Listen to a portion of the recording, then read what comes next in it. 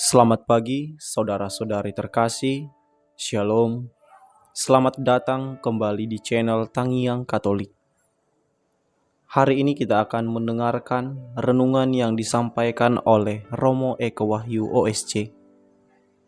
Tema renungan kita hari ini ialah luka menjadi tempat manusia diberkati Tuhan.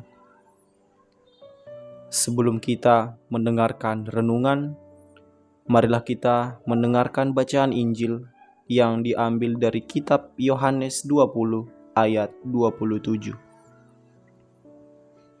Lalu Yesus berkata kepada Thomas, "Taruhlah jarimu di sini dan lihatlah tanganku. Ulurkanlah tanganmu dan cucukkan ke dalam lambungku. Dan jangan engkau tidak percaya lagi, melainkan percayalah." Marilah kita mendengarkan renungan yang disampaikan Romo Eko Wahyu OSC. Luka dan kepahitan membawaku pada kasih dan pengampunan. Mari, saya ada makalah yang tidak bisa Anda lihat, tidak apa-apa. Hanya yang penting nanti saya akan menekankan. Kalau kita berbicara tentang luka dan kepahitan, tidak ada seorang pun di sini hidup tanpa luka. Tidak ada orang di sini hidup yang tidak pernah sakit hati. Jangan pikir para suster yang berjubah putih itu hatinya pun putih. Bisa jadi hatinya putih tapi hancur berantakan, coy. Dari setiap orang, siapapun dia, pasti punya luka dan punya sakit hati. Saya dikenal sebagai pastor yang senang tertawa. Sampai ada orang yang berkata, "Romo itu pernah sedih nggak?" Sering. Apa yang membuat Romo sedih? Disuruh pimpin KRK, itu sedih bagi saya. Jadi selama manusia itu normal, ada pengalaman pahit, luka. Dan bagaimana luka ini justru menjadi tempat manusia diberkati Tuhan. Ini bagus. Bapak Ibu tahu nggak? Mujizat itu terjadi kalau ada apa? Saya lihat Oma ini adalah yang datang pertama.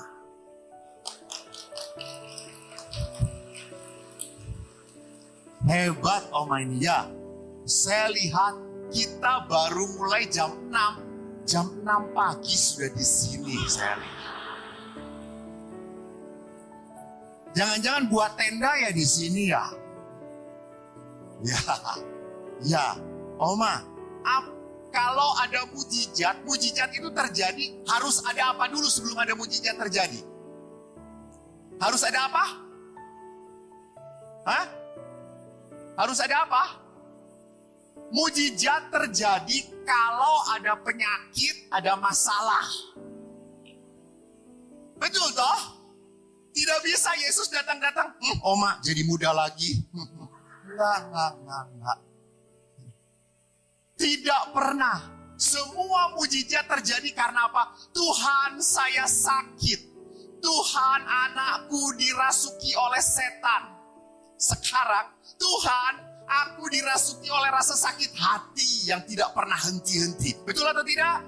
Nah, kayak gini, lihat. Betulnya tuh penuh iman, betul. Lukanya mendalam banget. Orang seperti ini mau diberi retret oleh Bapak Paus pun tetap tidak bertobat.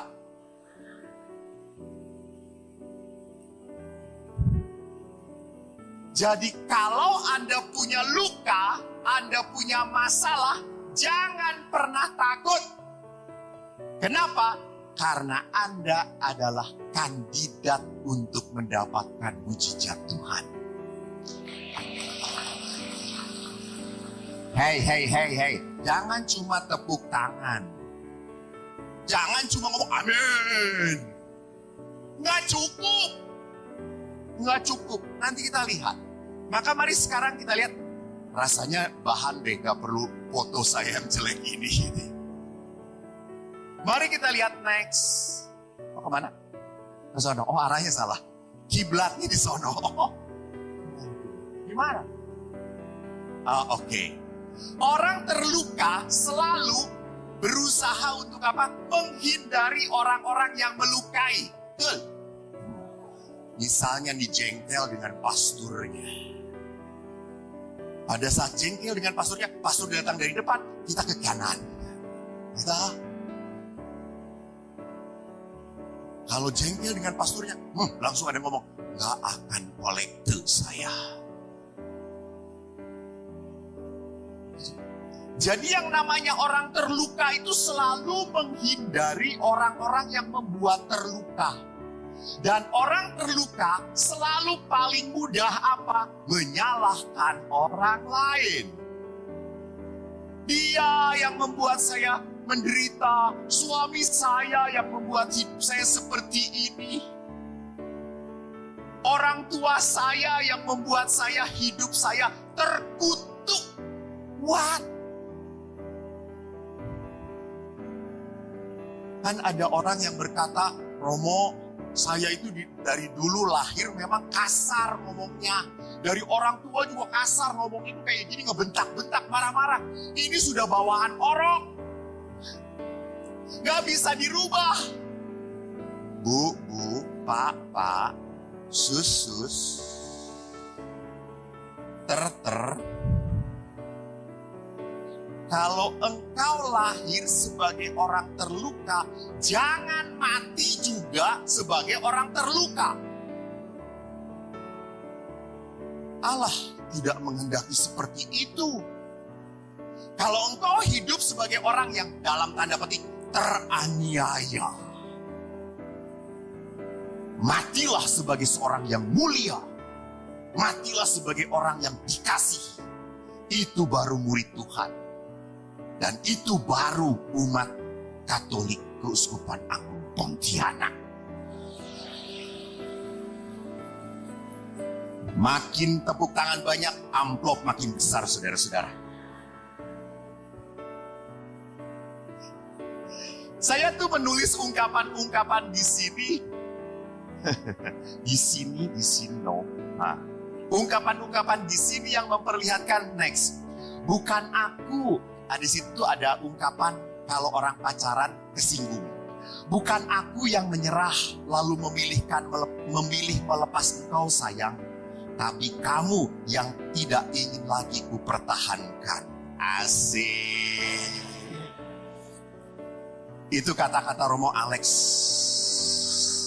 dengan mantannya.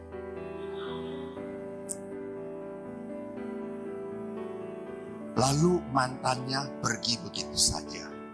Dan akhirnya Romo Alex di dalam buku hariannya menulis kalimat yang kedua.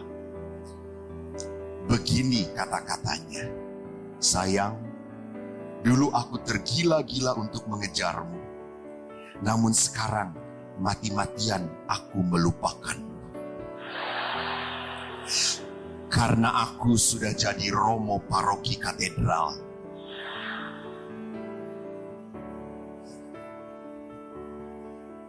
Dan akhirnya pacarnya itu pun menulis buku harian kepada Romo Alex ini. Romonya gak ada toh? Tenang aja, gak ada. Perempuannya ngomong gini, sayang, terima kasih. Kau sudah hadir dalam hidupku, mengisi hari-hariku dengan pelangi-pelangi cinta. Walaupun akhirnya kau pergi ke lain hati. Dan dia adalah Yesus. Dan wanita itu kelepok-kelepok. Saudaraku, lihat. Orang terluka adalah orang yang selalu melihat bahwa dirinya adalah objek penderita. Dan orang terluka, kenapa tidak pernah bisa lepas dari luka? Kenapa tidak pernah lepas dari penderitaan? Karena seperti ini. Anda lihat di sini, ada sosok besar prajurit dan sosok gembala yang kecil. Ingat di perjanjian lama siapa? Daud dan Goliat. Kalau kita menatap masalah, maka saya selalu takut, gelisah, dan khawatir. Kalau saya punya masalah, saya selalu mengatakan, aduh berat banget. Kan ada orang yang mengatakan, tahun 2023 ini masa resesi, berat loh, susah loh, semuanya naik loh. Tapi tetap di mana-mana diskon, orang gila-gilaan. Anda ingat ulang tahun Holland Bakery? Terjadikah di Pontianak ini? Nggak ada Holland Bakery. Oh, saya baru tahu Pontianak ini kampung, saudara-saudara.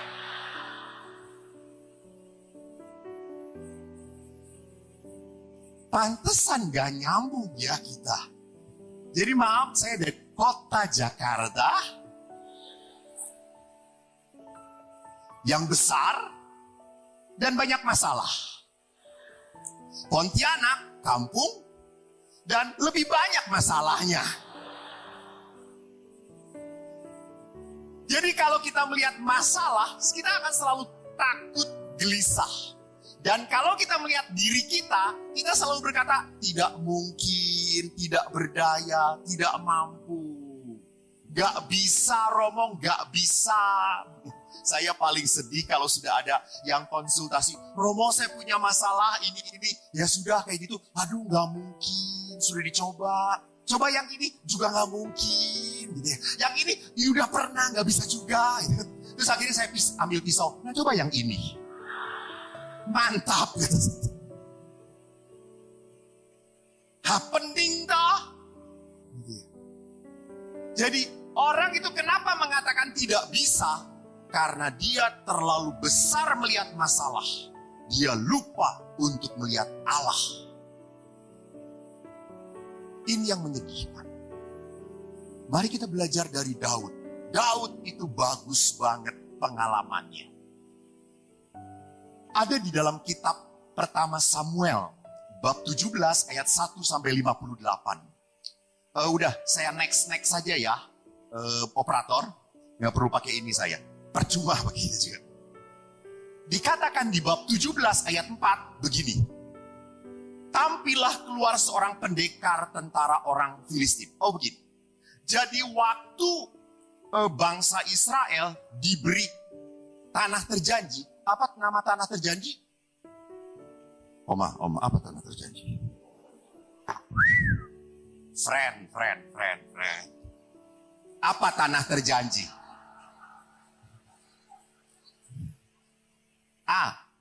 Orang Israel dari Mesir diberi tanah terjanji. Nama tanah terjanji itu adalah Pontianak.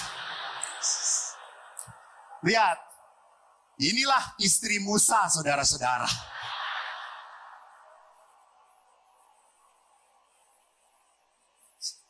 Polos banget Pontianak. Oh, tanah terjanji itu Kanaan. Waktu mau memasuki kota Kanaan, mereka harus menghadapi bangsa-bangsa besar. Salah satu bangsa besar adalah Filistin. Maka pada saat mereka menghadapi bangsa besar, Filistin dan Israel, tentara-tentaranya berperang. Tahu berperangnya bagaimana? Mereka berperang dan tentara Israel ada di tanah Gad, di lembah. Filistin di dataran. Jadi kalau mereka menyerang, itu capek duluan. Jalan dihajar mati. Maka mereka saling menunggu. Karena akhirnya tidak pernah selesai masalahnya, akhirnya dikenal dengan apa? Pahlawan kamu siapa? Pahlawanku siapa? Jagoan kamu siapa? Jagoanku siapa? Kita beradu. Jagoanmu kalah, lu semua tunduk sama gue. Jagoan gua kalah, kita tunduk pada kamu. Maka orang Filistin mendatangkan yang namanya siapa? Goliat. Dikatakan Goliat tingginya 6 hasta sejengkal. Kurang lebih 3 meter. 2 kali lipat dari saya. Saudara-saudara, saya datang ke Pontianak. Banyak ibu-ibu yang kagum melihat saya. Dan orang Pontianak itu kekagumannya ngomong apa? Romo, kok lebih hitam ya dibandingkan dari YouTube? Kurang ajar kata saya itu. Beberapa mengatakan tinggi. Dan kalau Goliat itu 3 meteran, berarti 2 kali lipat tinggi saya. Dan dikatakan apa? Dia memakai baju zirah, ketopong tembaga, dan berat baju zirah itu 5.000 shikal tembaga. Baju perangnya itu beratnya kurang lebih 57 kilo. Kuat banget orang itu. Dan tombaknya kurang lebih 600 shikal besi berat. Berapa itu? 7 kilo. Dipegang oleh tangan satu dengan entengnya. Jadi memang orang Filistin percaya banget pada siapa? Goliat. Pasti menang. Dan rupanya bukan hanya orang Filistin yang percaya, orang Israel juga percaya. Maka di ayat 10 dikatakan, next. Pula kata orang Filistin, aku menantang hari ini barisan Israel. Dan ketika Saul dan segenap orang Israel mendengar perkataan orang Filistin, maka cemaslah hati mereka dan sangat ketakutan. Jadi orang Filistin pun percaya kalau diadu pasti Goliat menang. Menang. Bukan hanya orang Israel, Saul, raja Israel pun percaya. Maka Saul waktu ngomong kepada Daud, dikatakan apa? Kamu tidak mungkin mengalahkan Goliat. Ia masih muda, sudah dididik menjadi prajurit. Kamu cuma gembala. Dan yang lebih menakutkannya, si Goliat ini, next. Orang Filistin ini maju mendekat pada pagi dan petang, terjadi 40 hari lamanya. Jadi si Goliat ini nantang terus tiap pagi dan sore. Mana? Sore-sore datang lagi. Mana? Bayangin 40 hari saudara-saudara. Sekarang bayangkannya begini. Tiap hari pastor paroki datang. Mengetuk rumah Anda. Kolekte.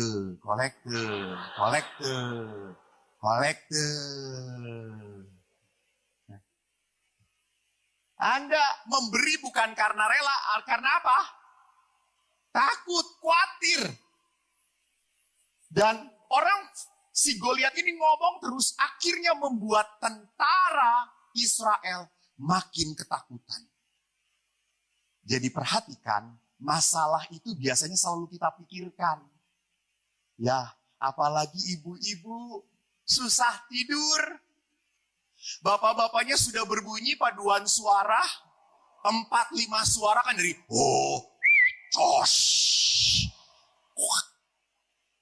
atas bawah rem bawah juga gitu bunyi terus. Dan Anda masih putar badan, putar kiri, belum tidur dan berkata, Pah.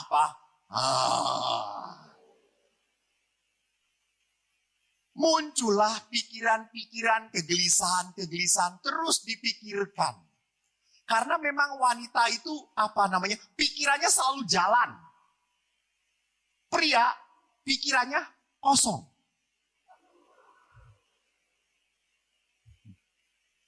Ada jarang dipakai. Maka kalau jualan, yang paling mahal tuh pikiran laki-laki. Otak laki-laki paling mahal. Karena jarang dipakai.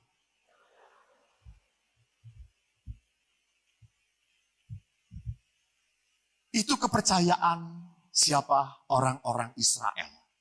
Apa kepercayaan Daud? Next. Layar selanjutnya. Daud punya kepercayaan beda. Ayat 26, Daud berkata berapa? Apa? Siapa orang Filistin ini? Sampai ia berani mencemoohkan barisan dari Allah yang hidup.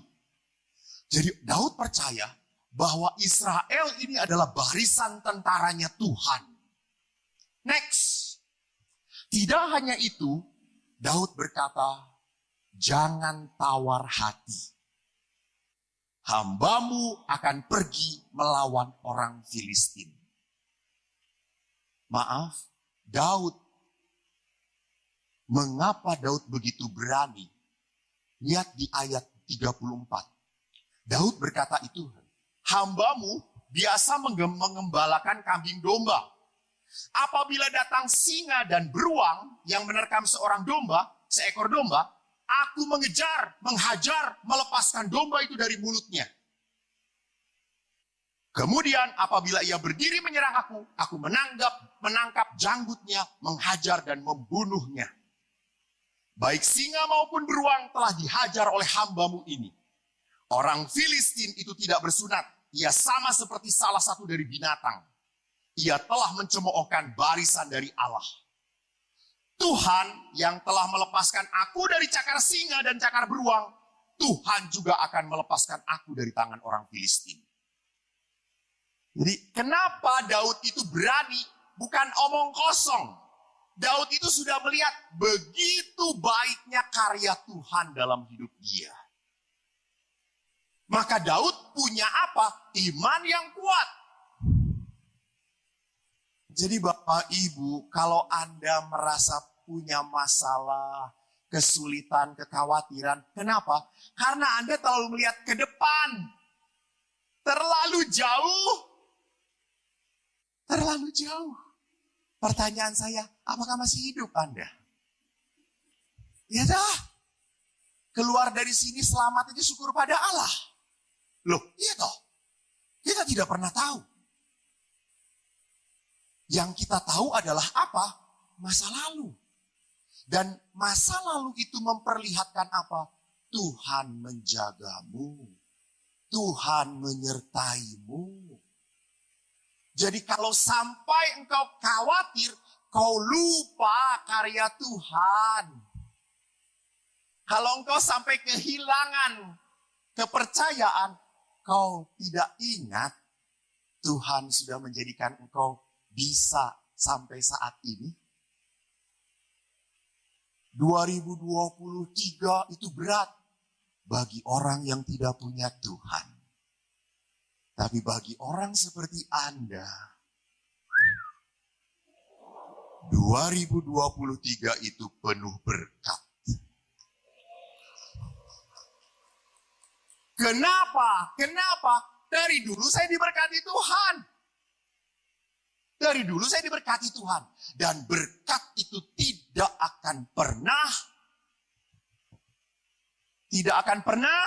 Gue nanya. Tidak akan pernah, Pak. Ini yang beriman. Bu. Iya, betul. Lihat suami yang diselamatkan oleh istrinya.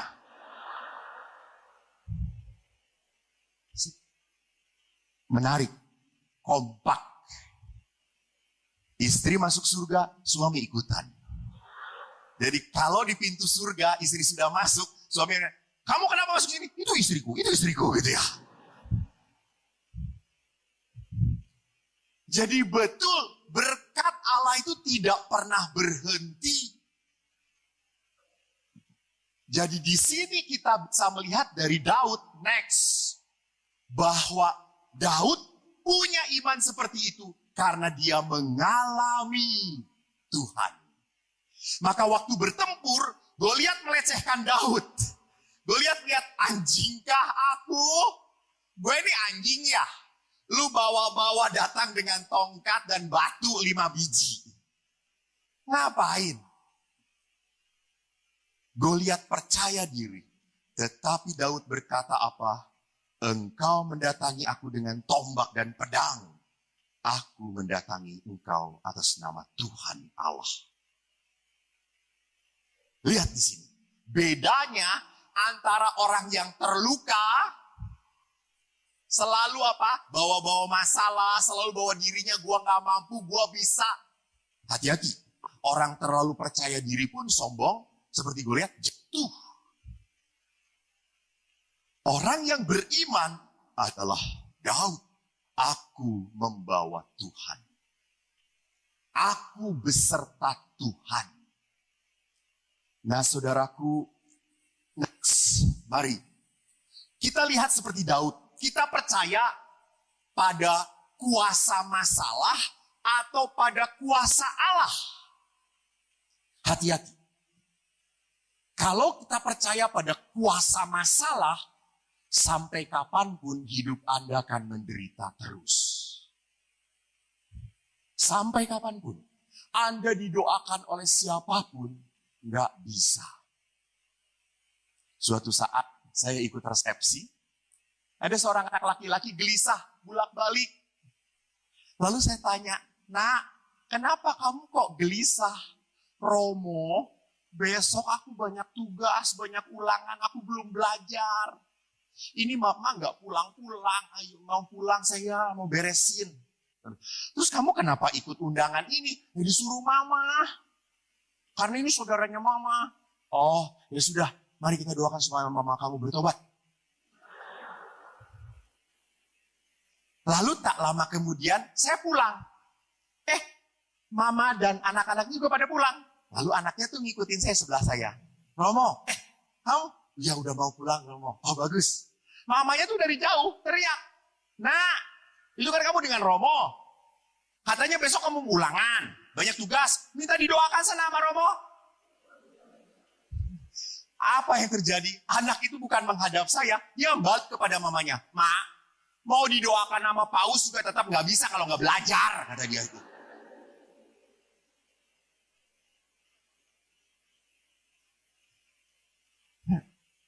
Mamanya ini percaya salah atau tidak?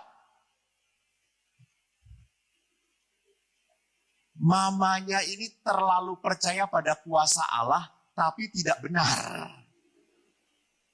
Jadi kalau percaya pada kuasa Allah itu bukan berarti saya bisa ongkang-ongkang, bisa diem.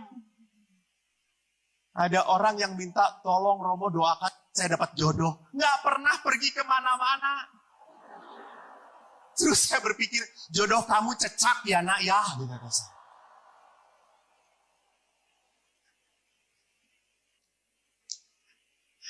Gadis lain minta, juga diminta jodoh. Kan biasa tuh banyak wanita-wanita yang karena gelisah pulang ke rumah, mamanya selalu bertanya, "Mana pasanganmu, mana pasanganmu," gitu ya.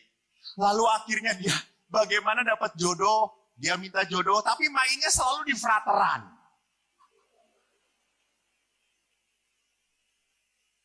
"Kamu mau cari apa?" kata saya itu. Jadi perhatikan bahwa kalau kita terlalu percaya pada kuasa masalah, maka kuasa Allah akan kita lupakan.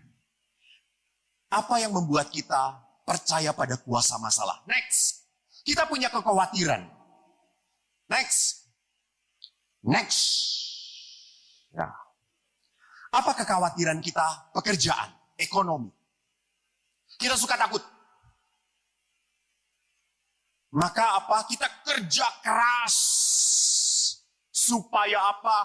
Punya penghasilan banyak. Kita kumpulkan. Kita berpikir kalau kita punya banyak, aman, nyaman. Saya suka sedih dengan bapak-bapak yang kerja keras gitu. Setelah punya banyak segala-galanya, piansui. Jadi uang banyak itu hanya habis untuk beli tisu, saudara-saudara. Kasihan banget. Dia cari rejeki, tapi dia lupa untuk menikmati berkat. Hati-hati. Bu, ingat ya, di dalam kehidupan ini, uang orang tua, uang anak. Uang anak ya uang anak.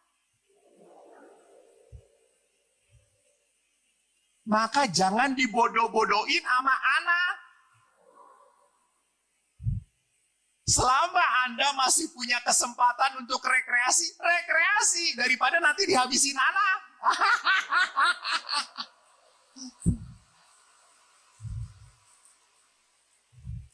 Daripada dihabisin anak, lebih baik disumbangkan ke gereja. upahmu besar kalau pasturnya masuk surga.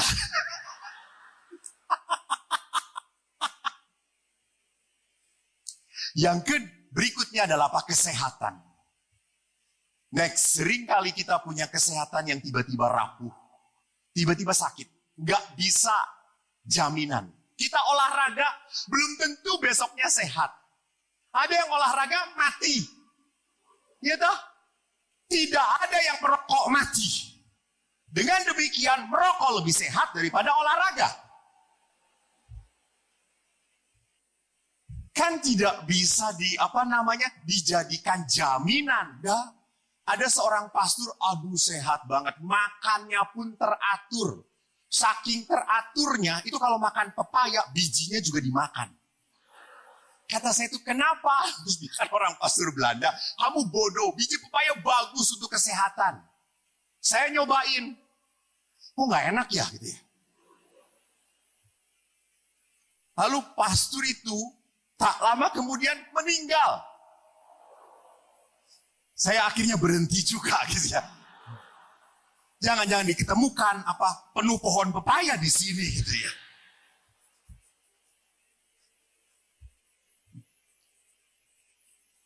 Jadi lihat, ada orang yang sakit berkepanjangan.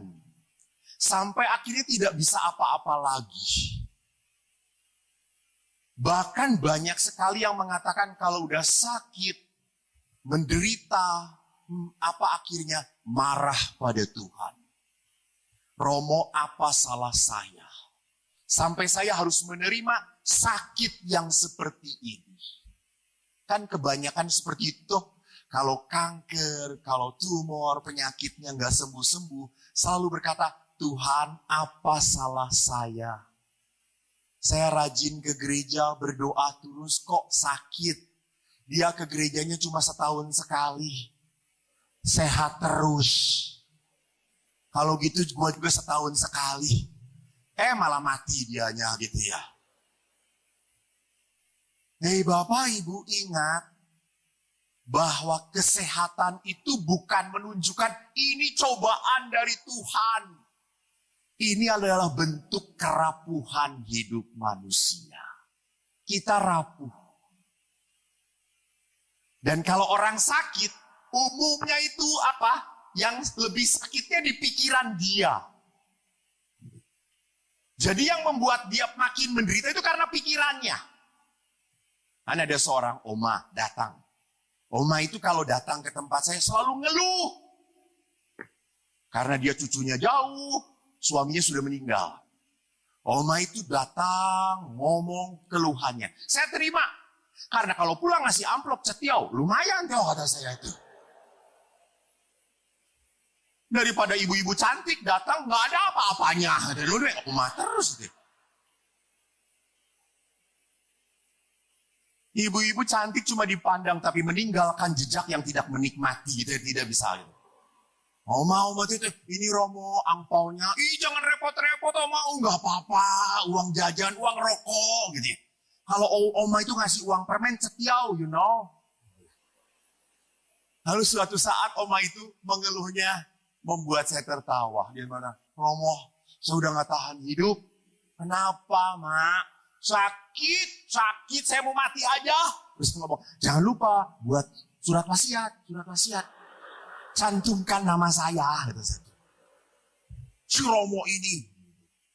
Kenapa sakitnya? Saya sakit dari kepala sampai kaki sakit semuanya, Oma. Romo. Terus coba pegang kepalanya. Dia pegang pakai jarinya. Coba pegang kepala. Aduh. Ya. Lalu saya berkata, coba pegang dadanya. Au! Coba pegang lutut. Aduh! Terakhir, tangan pegang. Wih, iya. Lalu saya pegang, saya lihat jarinya bengkak, saudara-saudara.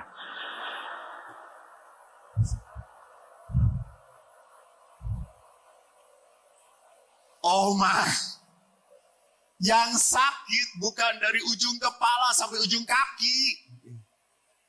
Jari Oma bengkak, kata saya itu. Terus dia berkata, enggak. Sini saya buktikan. Saya masukkan ke lubang hidung saya. Aduh, aduh, aduh. Nah, kata saya itu kan.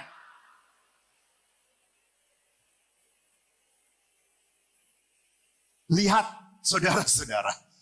Kalau orang sakit, pikirannya akan semua badannya jadi sakit. Karena apa? Karena kalau orang terhisap oleh masalah, dia lupa untuk melihat berkat Allah. Maka next, rasa sakit yang paling sulit dihadapi adalah apa?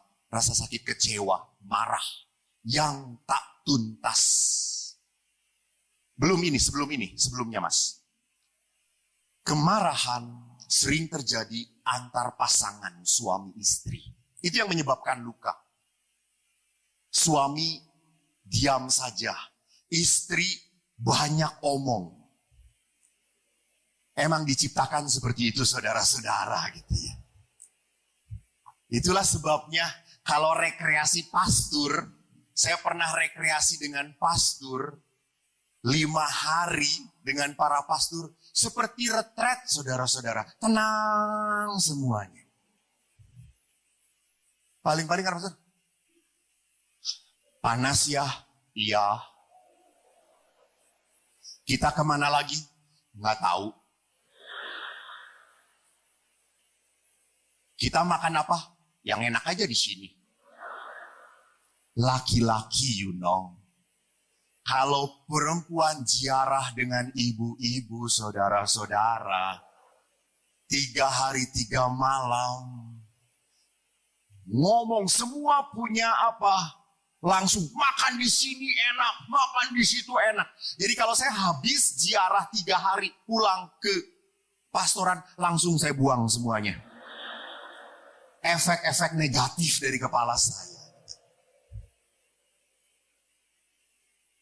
Jadi masalahnya saya itu butuh teman untuk diajak bicara, tetapi pasangan capek.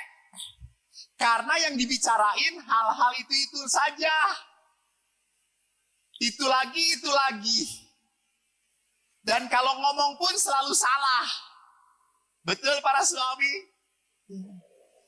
Karena istri itu adalah apa? Tidak pernah salah. Ingat itu. Ini hukum utama dan pertama. Anda mau ngomong kepada istri kayak gini, sudah kamu nggak tahu apa-apa. Lalu suami, ya udah diam. Pernah seorang suami, waktu pacaran pastor dia itu banyak sekali kita cerita bareng-bareng. Tapi pastor setelah 15 tahun suami saya itu diem aja. Kenapa ya pastor? Lalu saya tanya ke suami, Pak kenapa? Waktu pacaran Bapak banyak omong, cerita-cerita. Sekarang setelah berumah tangga, Bapak jarang ngobrol. Romo lihat istri saya. Bagaimana mungkin saya bisa ngomong? Nggak sempat, nggak ada pause. Kayak pidato. Saya ngomong, Mah, sebentar, dengerin dulu.